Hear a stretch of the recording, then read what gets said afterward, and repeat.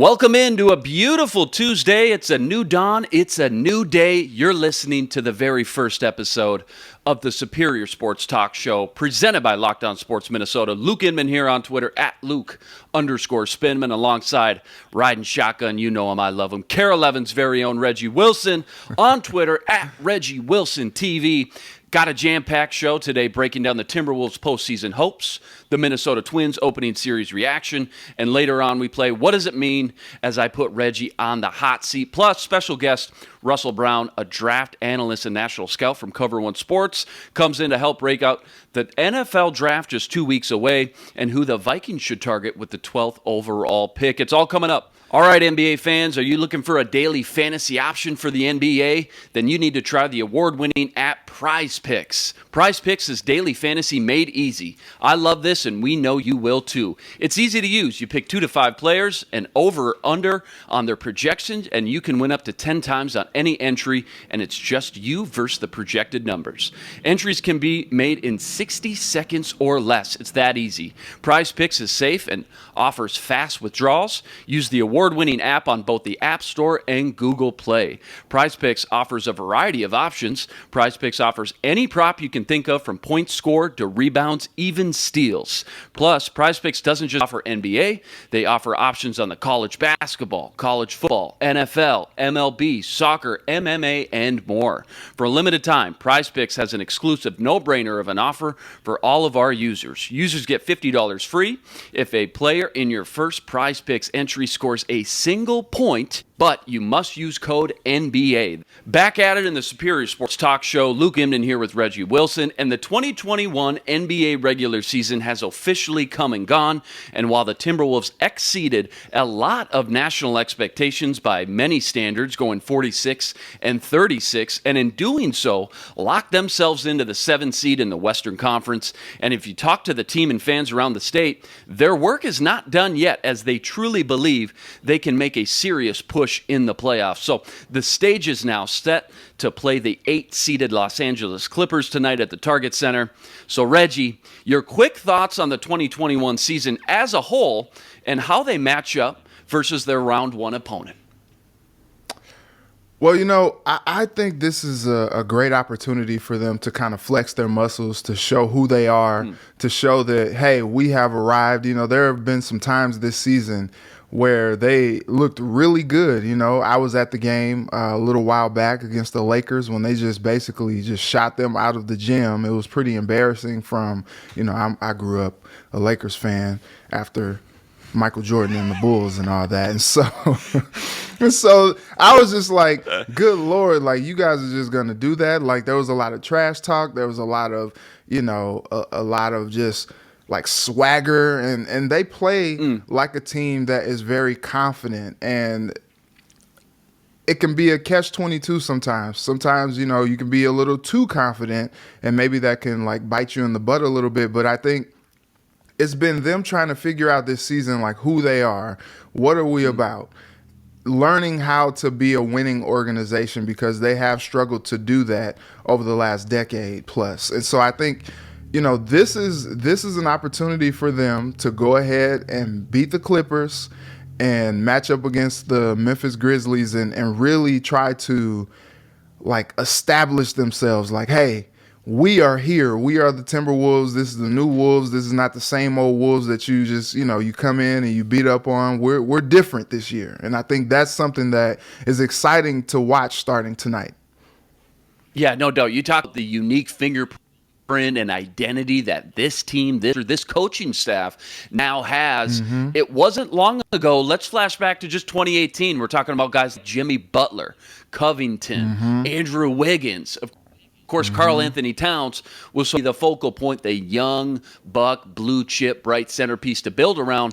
But what do you think makes this team different from what we saw in 2018, a team that had a lot of high hopes just like this one to not only make the playoffs, but make a serious playoff push? All right, so I wasn't here in 2018, right? But Right. Yep. I've talked to people since I've been here, and, I read from afar back then. And I think one of the biggest things this season that's different from 2018 is they actually like each other. a concept, right? They Crazy. seem to be a little bit more cohesive.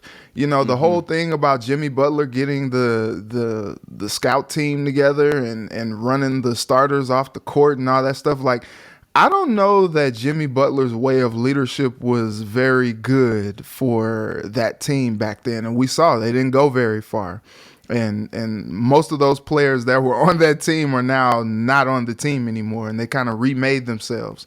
I think this team kind of goes as Cat goes, and Cat himself has kind of remade himself as far as like who he is as a player, who he is as a person. I mean, you can't go through what he's been through over the last Right. few years and not change as a person. He's matured. He's taken more of that leadership role, and guys are more inclined to follow him. You got veterans coming in like Patrick Beverly, and he is getting behind Cat. He's like, hey, this is your team. We're going as you lead us. And Cat is taking that on his shoulders and really trying to, do that and be that guy. And they need him to be a consistent presence day in and day out. And I think that's the difference. This team is much younger as well. You mentioned Butler and Covington and all those guys, guys that are back then approaching 30, now 30. This team is much, much, much younger. You're talking about a team led by D'Lo and Cat and Anthony Edwards, who is 20 years old, and he's balling out of control. It's crazy. This team has a ceiling like you wouldn't believe if they go ahead and put it together, unlike the teams of the past with Cat and Wiggins and Levine. I think this team is special in a way, and we just want to see them reach their potential. I'm so glad you brought up Cat's role and impact and maturity too, and I want to ask you how it relates back to Coach Finch, because the front office extended Coach Finch and the coaching staff, and just what that means for the future of this franchise and the direction it's headed after what you've been able to see, what Coach Finch has done with this young core roster of talent that you just talked about. Now, look, I know that they had a great relationship. The players, I should say, Cat. They had a great relationship with, we'll call him Lil Flip, the younger. Lil Flip. Yeah, Lil Flip, the younger Saunders, I'm sorry. I think the difference is Chris Finch has instilled and installed a way of playing that the players seem to really buy into. And also, as opposed to, Lil Flip, they're actually winning these games. Like he has installed a way of playing that, they can use to actually win games this year. And we've seen them go on 5-6 game winning streaks this year. And it's interesting because, it was kind of weird how Finch kind of came in, just like, hey, he's our coach now. He's going to be our coach moving forward. And it wasn't like at the end of the season. It was kind of during the season. And that's a weird situation. But he has come in and stabilized this group, the unit, and the team. The front office has been committed to putting guys around him, getting guys like D'Lo, drafting a guy like Anthony Edwards, putting guys around him, Patrick Beverly, to really like maximize the talent around Cat, as Cat is the centerpiece. And Cat talked about it last week. He and Finch are like actually friends outside of everything else. They talk to each other. They can nearly finish each other's sentences. Like he said that sometimes they call and talk to each other and they talk for hours. And a lot of times maybe it's not even about hoops. It's just about life. And when you have a team, a star player in sync with his head coach like that, good results tend to follow. He's motivated, Finch is motivated, and they just seem to mesh really well. And it's turned into a great season for the Wolves, which is awesome to see, especially from a fan perspective.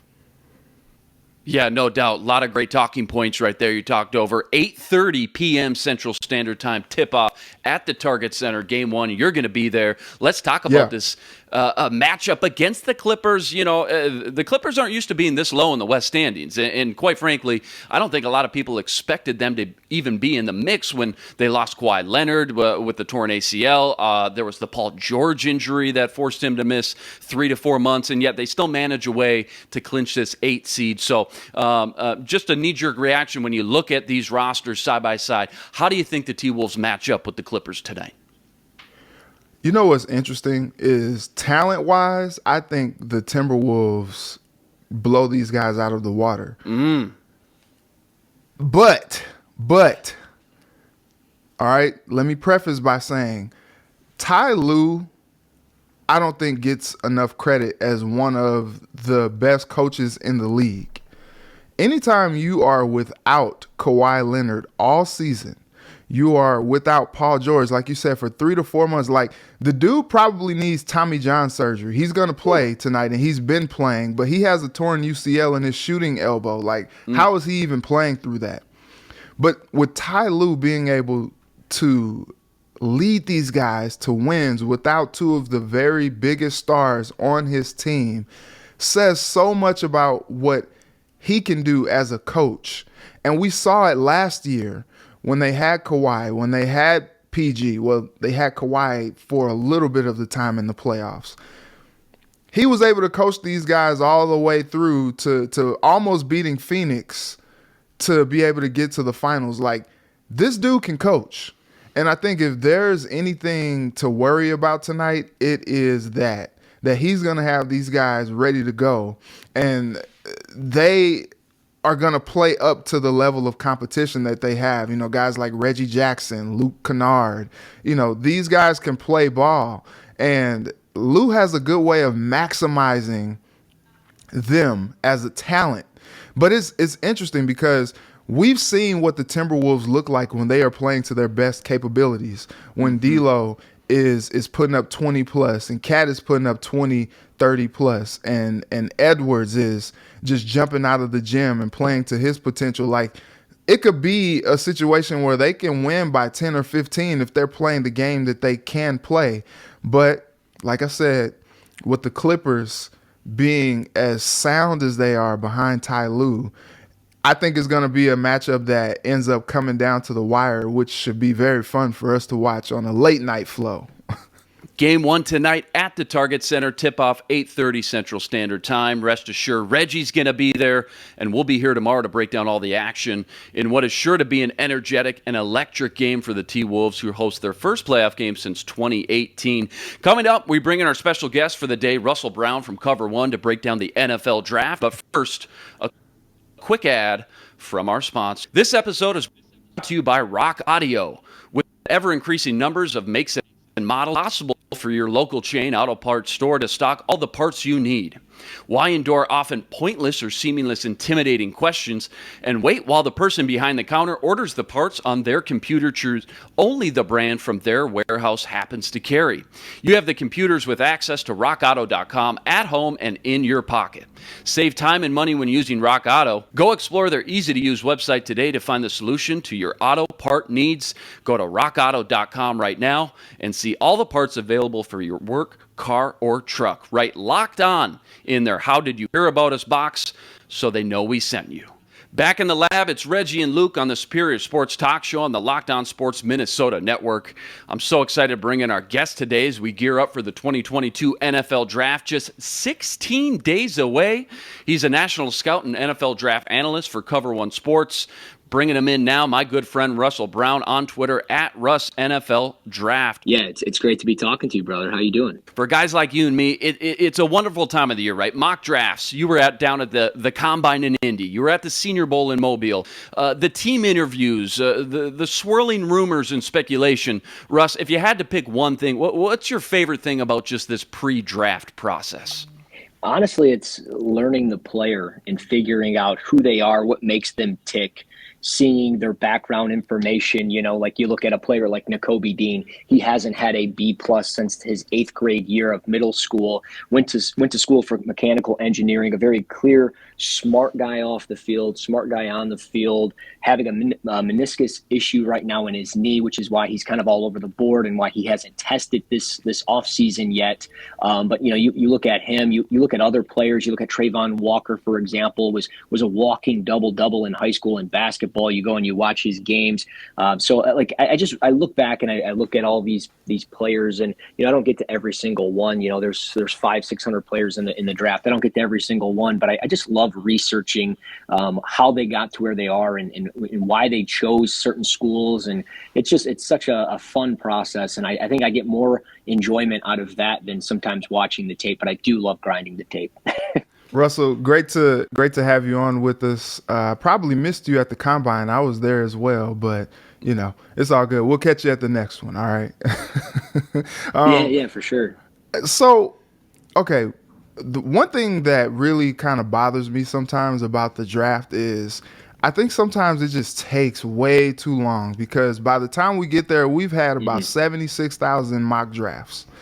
And the crazy part is it's an inexact science. Nobody really knows. And on draft night, we inevitably have those picks that we're like, what? Oh, I didn't see them on the mock draft. Yeah. Who are some of the names that you think could be sleeper names to kind of show up in round one? Well, certainly, I think, and you're absolutely right. I think there's times where I love how long the process is, because one, it gives me a job, but also I like, how you make the statement of there's just too many mock drafts, and you're absolutely right. Like, I've only done 2 this year. I'll do one more in another week or so. But, I think to answer your question, one player that really stands out is Arnold Ebiketie out of Penn State, the edge rusher. Not necessarily the biggest guy on the field, but he ended up being 18th on my board. He had a first-round grade. I like him over players like George Karlaftis and Trayvon Walker, because I think he's got a better pass rush plan. If he can time his first step, I think he can become an absolute terror off the edge. So I think there's a team somewhere in that 20 range that could certainly use him and be very interested in his skill set. You also look at a team like the Philadelphia Eagles. They have 2 picks in that first round in the top 20. If they look at maybe replacing Brandon Graham, who's 34, 35 years of age, I think he would make a lot of sense. I would say Trevor Penning, because he's a little bit of a small school guy, but he's done so much for his draft stock. I don't think it would be surprising. But the other player would be Lewis Seen out of Georgia. He's gotten a lot of love, a lot of hype. He's a very physical playmaker in the back end of that defense. Some might even say he's the best player on that defense because of his range and just his physical presence. He's got that enforcing ability. So I think this safety class is very good. And if, it's more so you have Kyle Hamilton, then you kind of pick your flavor between, Jaquan Brisker, Daxton Hill, players like that. So Seen might be that player that comes up onto the scene, no pun intended, but he might be a top 25 pick when it's all said and done. I want you to put your GM cap on here for a second, Russ, and talk to us about the Minnesota Vikings and what they could do with that 12th overall pick. Remember, you're the GM, okay? You got a first-time head coach in Kevin O'Connell, a lot of pressure, but your job is just to bring best group of players to build this roster. So if you're the GM for the Vikes with that 12th pick, what's just the ideal scenario you're hoping to fall into place in your lap on draft night? Realistically, you're hoping for a Kyle Hamilton to fall into your lap, just to get another safety back there to pair up with Harrison Smith. Obviously, I don't mean any disrespect to Josh Metellus or Cameron Bynum back there, but I certainly would think upgrading another safety back there would be huge, and I think Hamilton would be a great addition. If not that, I would be really intrigued with maybe a Derek Stingley Jr. out of LSU, just simply because you would pair him up with, Patrick Peterson. And I know they've added some players into their secondary, but I think a player like that, if you can get him back from 2019 and get the ball skills and get the speed, which he showed at his pro day, and the athleticism, if you can get that player back on the field and he's healthy, then I think you get obviously one of the best players in the draft. And beyond that, I mean, he just has to stay healthy. He's only played in 10 games over the last 2 seasons, so that's a very big concern. And if it's not that, I mean, do you look at a player like a Jordan Davis out of Georgia? I think that might be an interesting fit, just simply because you could plug him into the middle of that defense with Dalvin Tomlinson. You see the elite athleticism from a player that size. And, Luke, we've been talking a long time. This team is always, it feels like every year we're talking 3 techs, 1 techniques, 2 eyes, 0 shaded defensive tackles. And I know, Dalvin Tomlinson's in the middle there, but Jordan Davis, I just feel like plugging in the middle of that team, and with how Green Bay can run the football, with Detroit putting the emphasis of running the football, that might be the way to go. And then just the outside chance, the outside chance of maybe going at wide receiver that maybe they get a little splashy because it's O'Connell? Do they look at a Chris Olave out of Ohio State, a Garrett Wilson out of Ohio State? I think both of those guys would be really good fits. And honestly, I think Drake London would be a good fit because a lot of people say he's only an X receiver. The majority of his snaps early in his career were played out of the slot. So I think he's kind of that big-time slot receiver where he could split those reps with Justin Jefferson, Adam Thielen, and Drake London in the mix. His 50-50 skills would be incredible. So those would be the 4 players that I think in hindsight you would really want on your football team at 12. If they're there, you would really have to weigh your options of which one you want. Oh, my goodness. Russell. Woo! Russell, thank you. Thank you. Look, I am all in on that. If a guy like Stingley or Hamilton is off the board and they don't trade back and you're going best player available and you have an opportunity to draft a top flight wide receiver like Olave or Wilson or maybe even you take a swing at Jameson Williams, like do that. I'm like all in on that. If you're going to be this high powered offense, similar to like the Rams and you're just going to throw it all over the place, like I am with that. Draft a wide receiver. That would be the type of violence that I'm here for on draft night. But I will ask you beyond that, especially for Vikings fans who may be, like, hey, what guys should we be looking out for? What are some of your favorite guys, some favorite prospects in this draft that maybe they are a little bit under the radar, maybe they're not? Yeah, well, I mean, I did mention Arnold Ebiketie a little bit earlier. I will stay down that path, and he's a little bit more hyped up now, and he's somebody that I think is a top 10 player in the draft, and that's the 8th overall player on my board in Jermaine Johnson.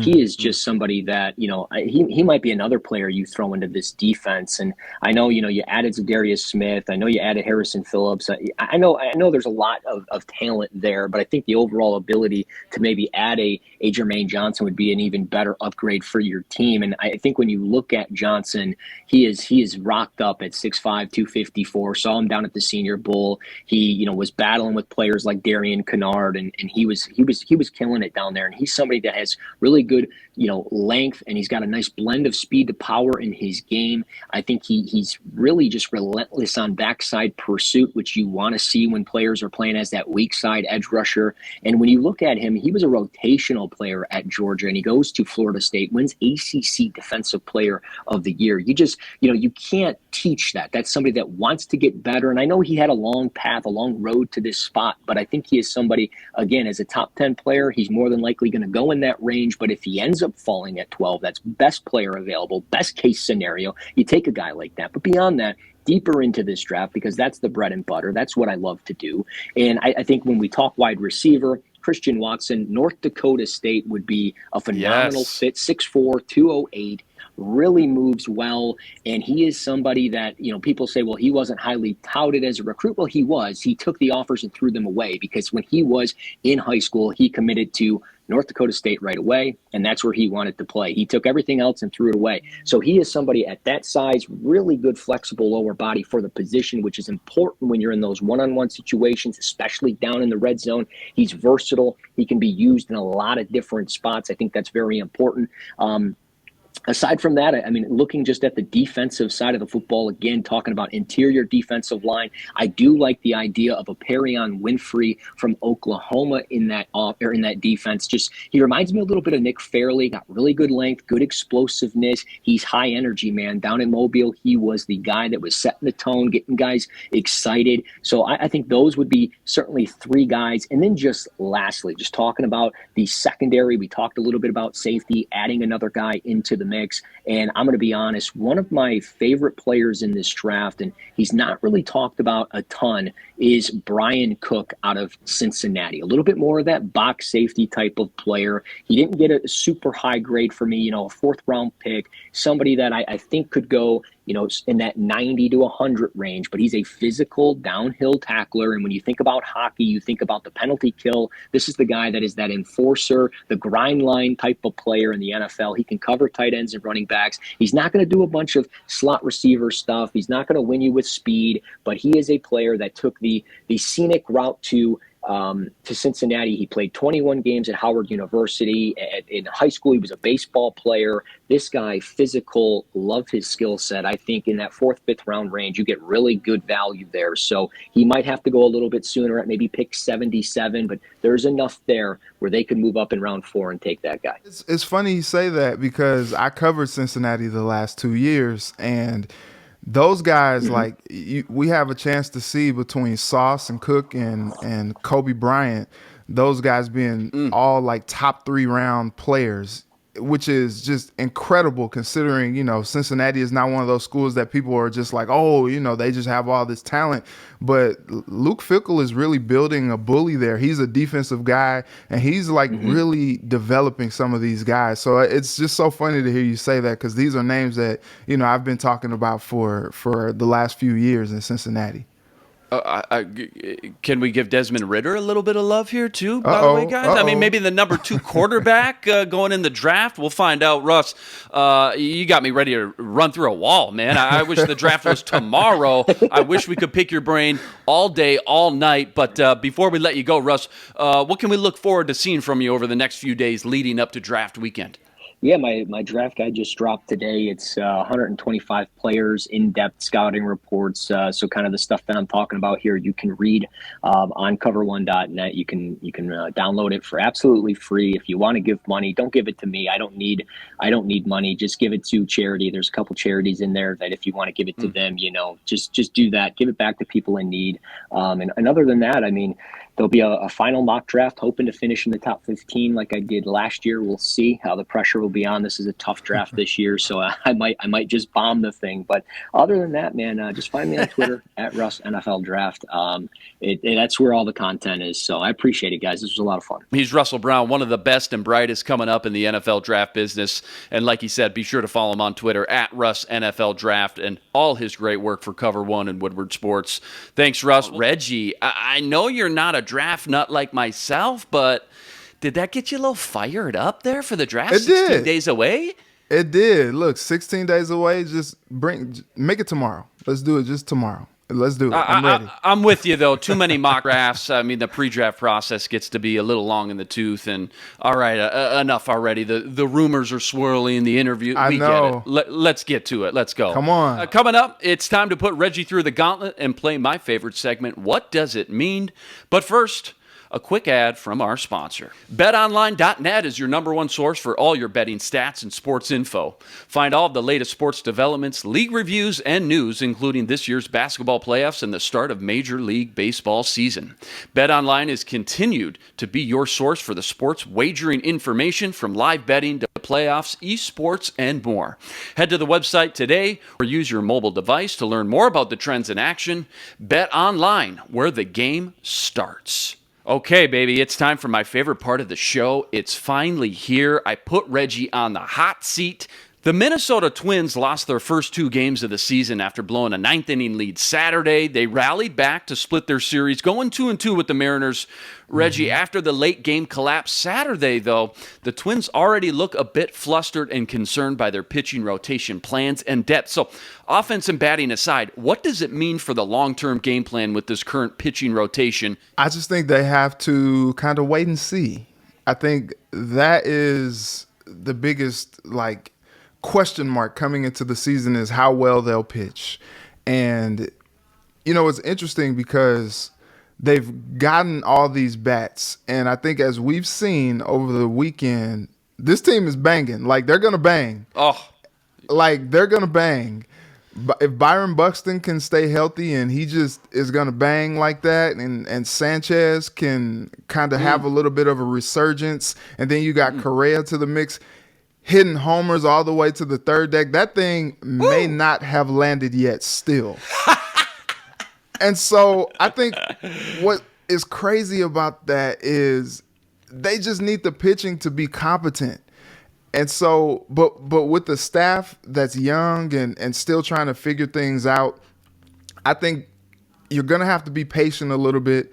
And then, you'll kind of reassess after a couple months, okay, is this working? We're scoring 5-6 runs a game, but we're losing 7-6 or we're losing 8-7. And I think if that continues to be a concern, I think then maybe you have to go out and take another big swing to get another guy. But I mean, yesterday was nice. You got shutout innings from Dylan Bundy, and you're like, oh, if we can get, it's not going to be a shutout every time, but if he can kind of pitch well each time, Sonny Gray is going to figure it out. Ryan's going to be solid, I believe. And you got Paddock coming in as well. Like, I think they can be okay. You know what you're going to get from the bats. And if you can just be competent, as a pitching staff, this team is going to contend. Tiger Woods, hey, he held on as long as he could this past weekend at the 2022 Masters until the stamina ran dry and the fatigue started to set in. What does it mean for Tiger's chances at another dominant second half run in his career after seeing some flashes of the old Tiger and glimpses into his now aging career? I think this was a good opportunity for him to just kind of get his feet wet. How about getting your feet wet at the Masters, right? Yeah, but right. Who does that? you overcome this accident and you go and play at the Masters. Like, are you kidding me? I think Tiger Woods is one of the most ultimate gamers that we have seen in the world of sports. Like, I put him up there with the Michael Jordans, the Serena Williams, the Tom Brady's of the world. Like, this guy is going to go out no matter if he's got one leg, if he's got no legs, like, he's going to go out there and he's going to compete. This guy is a gamer. And I think, as he continues to, make his way back and heal more from the tragic injury that he had in that accident, I think he's going to be okay. Like, we might see him win some more tournaments. We might see him win another major. We may see him win more than one. But what I think we have seen for sure is that nothing is going to keep Mr. Woods away from playing the game that he loves.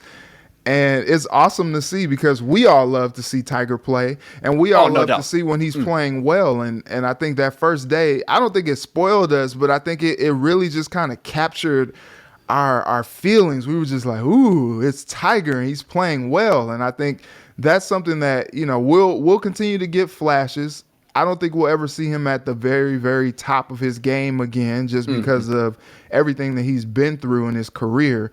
But I do think that we're going to have those moments where we're going to be like, oh, wow, like, it's Tiger, and he's doing the Tiger thing, and, he's going to win a major. He's going to win, some more tournaments, and it's going to be awesome to see. And then, he'll have a lull because he just can't consistently keep doing it. But we'll take whatever we can get, right? No doubt. That's the ultimate point, right? I mean, the PGA golf is just, it's so much more magical when Tiger's in it. The memories and moments he's given us and brought the sport back to life over the last 20 years. I mean, you can't help but root for the guy. Something about seeing that Sunday Tiger red is just a beautiful thing. Agree with you. You'll never see peak Tiger again, but if we can even get some flashes, some glimpses, I think that's all that we can really ask for, and we'll appreciate and be grateful for any Tiger we can get. Absolutely. The Vikings, they held their first mandatory meeting yesterday. I don't know if you heard about this, Reggie. And veteran leaders like Harrison Smith and Patrick Peterson, they were quick to note the change in the coach-to-player relationships, the overall communication in the building stemming from this new regime. So, Reggie, what does it mean when it comes to what we can expect look and feel different with this team versus what we saw the past 8 years with Mike Zimmer? I think players are just going to enjoy the game of football more. I think when you always talk about like, oh, players are motivated, these players don't need anything to help motivate them. They're making money. They're trying to provide for their families. Like, every game, every play is a way to show their worth in this league, and they're not going to take any plays off. So the idea of like, oh, a new coaching staff is going to get more out of them because they can just, motivate them better. Nah, I don't necessarily buy that. But I think what is different is, maybe they'll enjoy, at the essence of football and all of these sports is they're just games. And when you're on the playground as a kid, you're having fun. That's kind of the best experience. And it really kind of seems like the last coaching staff, especially like in the after hours of Zimmer, getting let go and all that. Like a lot of players had a lot of pointed things to say about the culture, the atmosphere. And these have been things that this new regime have come in to really kind of like hone in on and talk about, hey, we're going to change the culture around here. We got to have a good, culture, a good relationship with all of our players and all of this good stuff. And I think there's something to that. And I think what we can see is a team that maybe enjoys being around each other, enjoys just being a full unit and a full team. And maybe that type of jubilance and excitement and fun helps a little bit. Yeah. No doubt. Yeah, like it helps a little bit in bringing a little bit more of a winning environment and culture and atmosphere to the team, because when you got a young youthful guy like Kwesi, a young youthful guy like Kevin O'Connell, their energy is easy to feed off of. And I think that is probably going to be the biggest difference regardless of everything else. Perfectly said. I think, again, remember, it all starts at the top. Props to the Wilfs and really their ability to pinpoint the problem and find the solution, bringing in Kwesi, bringing in Kevin O'Connell. Again, that young energy seems to be obvious when you watch the blueprint of the NFL landscape, where a lot of the league is definitely heading in that direction. Last one with what does it mean with Reggie? The Timberwolves lost their final game of the season to the Chicago Bulls 124-120, despite rallying back, by the way, from a 23-point halftime deficit without their two star players, Anthony Edwards, Karl Towns. But Reggie, what does it mean for the Wolves' confidence in these bench players who played a much more meaningful role and earned some valuable minutes in the comeback? Guys like Josh Okogie, Jalen Noel, Nathan Knight. This was a nice opportunity to see some of your bench and maybe what you could get from a guy or two heading into the playoffs. What'd you see? Well, first off, the fact that they lost, I don't think was the most important thing here, as opposed to getting those guys that playing time headed into the playoffs. When you got, you start a playoff game and you don't think that you will rely on the bench heavily in a playoff game like that. You think you'll really rely more so on your stars. But also, Finch knows that if he gets into a pinch, or even if he's not in a pinch and he needs to plug these guys in and play some meaningful minutes, that game gave them some confidence. They were out there battling. They were out there getting their legs underneath them and getting in a rhythm a little bit, so that when they come into the game, they're not coming in cold and coming in after, not really have played for the last several weeks. And I think that was interesting. You got some guys in there that are playing for pride, that are playing, because they got families to feed as well, and they got some pride on the line as well. They want to show that they can ball too, and I think that's something that, at times this season, when the Wolves haven't been playing well, we've looked at that bench and we're like, okay, if they're only getting like 20 points from the bench, they're only getting 15 points from the bench, like that's just not going to get it done, because we know that on a game in and game out basis, the stars, you want them to be the stars, but you're not going to get 30 points from your three-headed monster every game. Some nights you may need Jordan McLaughlin to score 10, 12, 15 points, and sometimes he can. Sometimes you may need Taurean Prince to score 10 points for you off the bench, and he's capable. And what I think that game showed is that if they need those guys to come in and contribute, that they can and they will. T-Wolves take on the Clippers tonight at the Target Center, 8:30 tip-off. Reggie's going to be there. Check out Care 11 tonight and check out the full recap. Huge thank you to everyone for joining us on today's very first episode of the Superior Sports Talk Show. Remember to subscribe to our YouTube channel and join us every day for another episode covering all the hot topics in Minnesota sports. He's Reggie Wilson. Follow him on Twitter at ReggieWilsonTV and on Care 11. I'm Luke Inman on Twitter at Luke_Spinman. Tune Tune in tomorrow to Superior Sports Talk Show, part of Locked On Sports Minnesota. For now, he's Reggie. I'm Luke. Until tomorrow, signing out. Stay blessed.